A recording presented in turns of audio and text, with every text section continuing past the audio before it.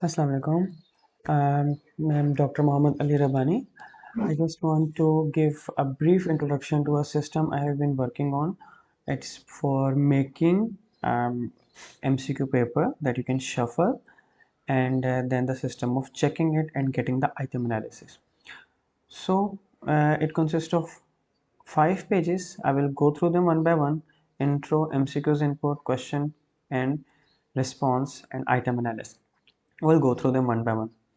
So whenever you want to take a test, you will just fill out this form. This is for the header. So for the sample university, I want to take the first test of the year 2023. It is in the module 1. Again, these terminologies will change from institute to institute and we will adjust it. It is for second year MBBS. I'm making a paper for 25 MCQs. It is for 25 marks. I have allotted 20 minutes for the test. So I have put in my data. Now MCQs input. How to put the MCQs in? Usually we have MCQs in a format like this. You have all the questions. This particular file does not have a key right now, and don't worry, we don't need it for this. So to put it in our file, we'll remove these numbering and numberings. So if we just select the whole, and I'll remove the numbering because I did it through the word. So yes, I have removed the numbering. So these are 25 questions. I will just copy them and I will paste them in my MCQs input page. You have to paste it as a plain text, values only, or simply the abbreviation is given, the short key is given, Control Shift V. So the questions are put here. The interesting thing is, now you have the question paper here, and it is as per the info you have given in the intro, and we can change the header, and it is 25 marks, 20-minute MCQ, and it's the 25 questions you have put here. The interesting thing is, now I have allowed it to shuffle it up to 5 papers. It can be extended up to any number on special request, but currently this is paper number 1. You can change it to paper number 2, paper number 3, paper number 4 and 5 from this segment. And when you change it, it is the same question paper, but it has been shuffled now. So the lacunar ligament was not the question number 1 in the paper 1. So this is how you can make the 4 or 5 question papers with the same questions but different shuffling. Here it is ready to print. For A4 size, you just say Control P, A4 size, and here is the paper on 2 pages. It's ready to print. So you can uh, print the paper from this system. Yes. Next is checking the paper and response. Currently, I have for this system there is a manual checking. So this is the response sheet. You will put the student roll number, paper ID 1 to 5, and the key here, key for question number 1, 2, 3, 4, and the response done for here. For example, for the question number 1, key is A, and you will put the response A, B, C, D. But since we are typing, to make the things easier, I have also enabled 1, 2, 3, 4. For the answer A, we can make question number 1, 2, and 3, 4. So this was A, and it has been marked as correct.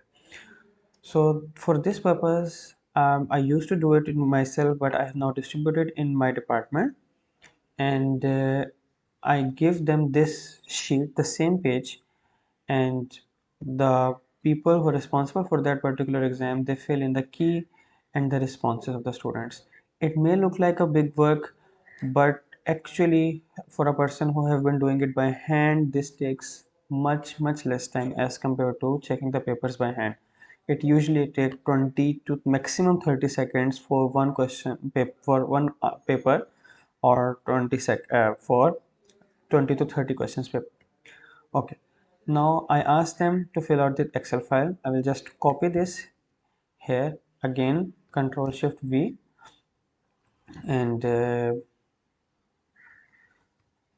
so I have copied this, and I will also copy the ID number and the paper number. So this is all the input that we have to do. Of course, I have showed you a very hurried version, but and now you can see you can get the marks of all the students, but there is more to it.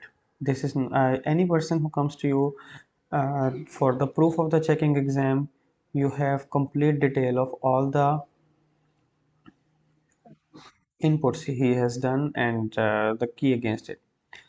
If we go to the item analysis, this is the interesting thing that is very useful for post hoc. So I have done difficulty index, discrimination index, and the analysis of the distractors. So let me get to the distractor analysis. So this is simply how many students answered this question correctly, this option. And the interesting thing about this particular work is this is in the background, it is giving you all the item analysis against paper A. So all the shuffling done, it reverses the shuffling, it mm, brings the question paper to the original paper number 1 format, and then it is giving you the item analysis according to paper number 1. So it does not matter any student has attempted paper number 3, 5 or 1, and you are getting the item analysis for the 100 students. Oh sorry, you have 130 students who have attempted the paper, you are getting the item analysis for all of them. So let's take question number any question. For example, let's take question number 20. For example, the correct answer was B, and you can see this number of people attempted question number A, 12% attempted question number option number A, and 10 and 17% opted for option number C, and 60% roughly 59% opted for correct answer. So you can get this, and if you analyze through it, you may find some questions may be difficult. So you may maybe for the question number 25, majority opted for question number C. It was the wrong answer, and the correct answer only 22% students opted. Okay, now this particular thing helps you in analyzing a question. You may go back to the question, maybe it was so difficult of a question that students did not pick the right answer, or maybe just maybe you had the wrong key. So before displaying the result, this item analysis gives you a chance to look at the questions back. Sometimes, like this is the similar situation, only 14% got the correct answer. Maybe it's a very difficult question, maybe not. And this is the also the difficulty index. Difficulty index is the percentage of the students who got the answer right. So the percentage figure, smaller the figure means difficult the question, higher the percentage mean more easier the question. And there is a discrimination index, means how well the question discriminates good students from bad students or high scorers from low scorers. This is a whole debate for medical educationists, or it's not so difficult, but not the topic of discussion right now. What is discrimination index? So it is calculated the discrimination index by Kelly's 27th percentile formula. We can discuss it separately. So this is the item analysis, that's the specialty of this work. And then you have pass fails, mean scores, mean difficulty index, and discrimination index. And this is the result displayed alphabetically, in this case from smallest to largest. So this is the simple method. So I hope so you will find it useful. Please let me know what are your views about it.